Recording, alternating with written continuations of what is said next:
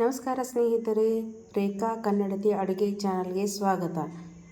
ಇಂದು ನಾವು ಪಾಪಡಿ ಮಾಡುವ ವಿಧಾನವನ್ನು ತಿಳಿದುಕೊಳ್ಳೋಣ ಬನ್ನಿ. ಮೊದಲಿಗೆ ಒಂದು ಪಾತ್ರೆ ತಗೊಳ್ಳೋಣ. ಅದರಲ್ಲಿ ಅರ್ಧ ಲೋಟ, ಈಗ ಅರ್ಧ ಕಪ್ ತೊಗೊಂಡಿದ್ದೀನಲ್ಲ ನೀರು, ಈ ಅರ್ಧ ಕಪ್ ಆಗೋಷ್ಟನ್ನು ನೀರನ್ನು ಸೇರಿಸ್ಕೊಳ್ಳೋಣ. ಆಮೇಲೆ 2 ಸ್ಪೂನ್ ಆಗೋಷ್ಟು ರಿಫೈನ್ಡ್ ಆಯಿಲ್, ಅಡುಗೆ ಎಣ್ಣೆ ಏನಂತೀವಲ್ಲ ಅದನ್ನು ಬಳಸ್ಕೊಳ್ಳೋಣ.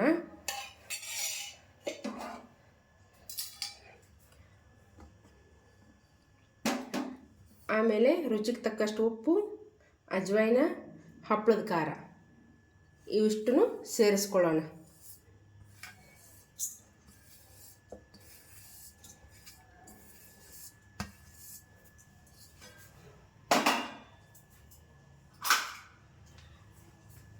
ಇವನ್ನ ಇಷ್ಟನ್ನು ಏನು ಮಾಡಬೇಕು, ಇವಾಗ ಚೆನ್ನಾಗಿ ಕಲಿಸ್ಬೇಕು. ಯಾವ ಥರ ಅಂತಂದರೆ, ಈ ನೀರು ಬಿಳಿ ಬಿಳಿ ನೀರು ಕಾಣಿಸ್ತಿದೆಯಲ್ಲ, ಎಲ್ಲನೂ ಹಾಲು ಥರ ಬರೋ ಥರ, ಅಂದ್ರೇನು ಕ್ರೀಮಿಯಾಗಿ ಬರೋ ಥರ ಇದನ್ನು ಬೀಟ್ ಮಾಡಬೇಕು. ಅಂದಾಗ ಹಪ್ಪಳದ ಖಾರ ಆಮೇಲೆ ಉಪ್ಪು ಎಲ್ಲನೂ ಸೇರಿಕೊಳ್ಳುತ್ತೆ. ನೋಡಿ, ಈ ಥರ ದಪ್ಪ ಬರಬೇಕು.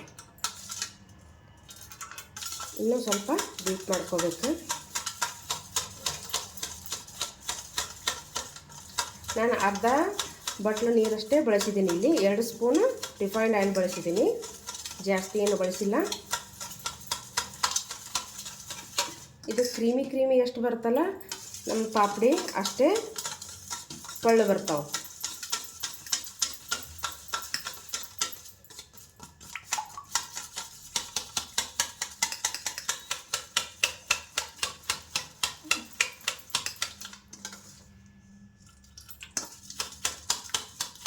ಒಂದು 2 ನಿಮಿಷದಿಂದ 5 ನಿಮಿಷ ಬೀಟ್ ಮಾಡಿಕೊಂಡ್ರೆ ಬರುತ್ತದೆ.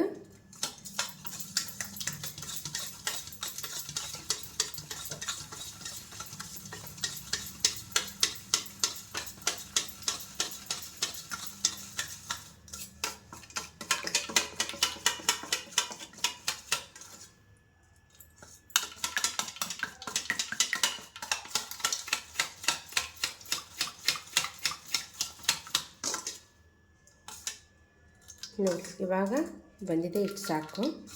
ನೋಡಿ, ಕಾಣ್ತಿದೆಯಾ ನಿಮಗೆ? ಇವಾಗ ಕಡಲೆ ಹಿಟ್ಟು, ಹಸಿಬೇಳೆ ಹಿಟ್ಟು ಅಂತ ಏನು ಕರಿತೀವಲ್ಲ, ಕಡಲೆ ಹಿಟ್ಟನ್ನು ಸೇರಿಸ್ಕೊಳ್ಳೋಣ. ನಾನು ಒಂದು ಬೌಲಷ್ಟು ತೊಗೊಂಡಿದ್ದೀನಿ. ಎಷ್ಟು ಬೇಕಾಗುತ್ತೋ ಅಷ್ಟು ಸೇರಿಸ್ಕೊಂಡು ನೋಡ್ಕೊಳ್ಳೋಣ. ಕಡಿಮೆ ಬಿದ್ದರೆ ಇನ್ನೂ ಸ್ವಲ್ಪ ಸೇರಿಸ್ಕೊಳ್ಳೋಣ. ಅಷ್ಟೇ ಆಗುತ್ತೆ, ನೋಡೋಣ. ಹಿಟ್ಟು ಗಟ್ಟಿಯಾಗಿ ಬರಬೇಕಿದೆ.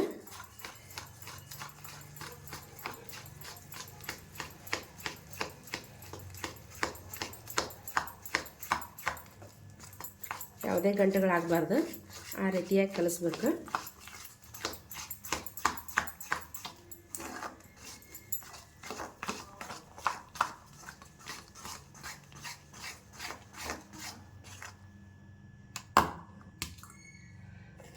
ಇನ್ನೂ ಸ್ವಲ್ಪ ಬೇಕಾಗುತ್ತೆ ಹಿಟ್ಟು.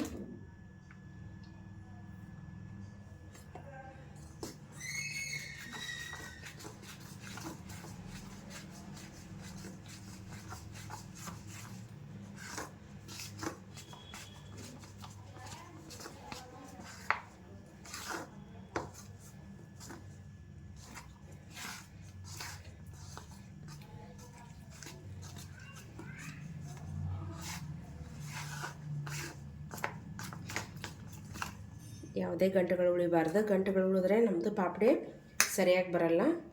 ಇನ್ನೂ ಸ್ವಲ್ಪ ಬೇಕಾಗುತ್ತೆ ಹಿಟ್ಟು ಗಟ್ಟಿ ಆಗೋದಕ್ಕೆ.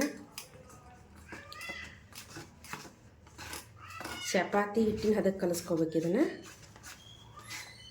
ಜಾಸ್ತಿ ಗಟ್ಟಿನ ಆಗಬಾರ್ದು, ಜಾಸ್ತಿ ಮೃದುನ ಆಗಬಾರ್ದು, ಆ ರೀತಿ ಕಲಿಸ್ಕೊರಿ.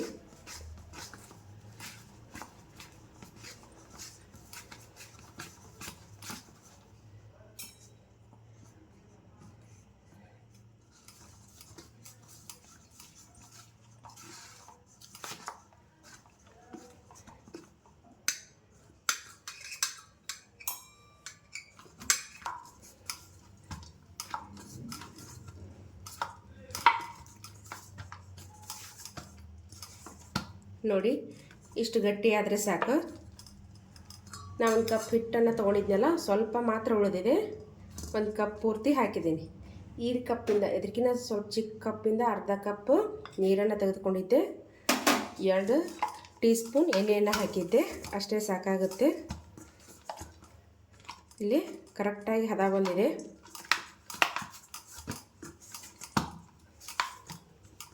ಇವಾಗ ಎಣ್ಣೆಯನ್ನು ಕಾಸ್ಕೊಳ್ಳೋಣ. ನೋಡಿ, ಎಣ್ಣೆ ಕಾಯೋದಕ್ಕೆ ಇಟ್ಕೊಂಡಿದ್ದೀನಿ.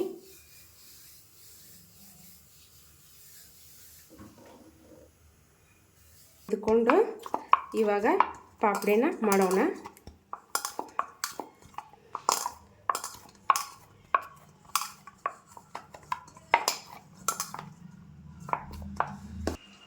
ನೋಡಿ, ಇಷ್ಟಿಷ್ಟು ಉಳ್ಳೆಗಳನ್ನು ತಗೊಂಡು ಸರಿಯಾಗಿ ಈ ಥರ ಬೇಕ್ರಿಯವ್ರ ಥರ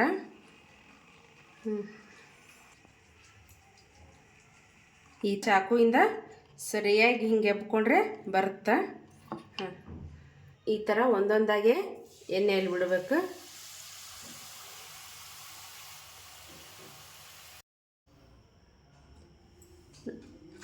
ನೋಡಿ, 1 ಕಪ್ ಕಡಲೆ ಹಿಟ್ಟಿಂದ ಇಷ್ಟೊಂದೆಲ್ಲ ಪಾಪಡಿಗಳಾಗಿವೆ.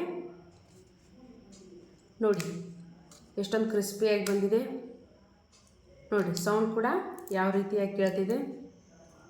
ಇದನ್ನು ನಾವು ಪುದೀನ ಚಟ್ನಿ ಜೊತೆಗೂ ತಿನ್ನಬಹುದು. ನಾನೀಗ ಪುದೀನ ಚಟ್ನಿ ಕೂಡ ಮಾಡಿದ್ದೇನೆ.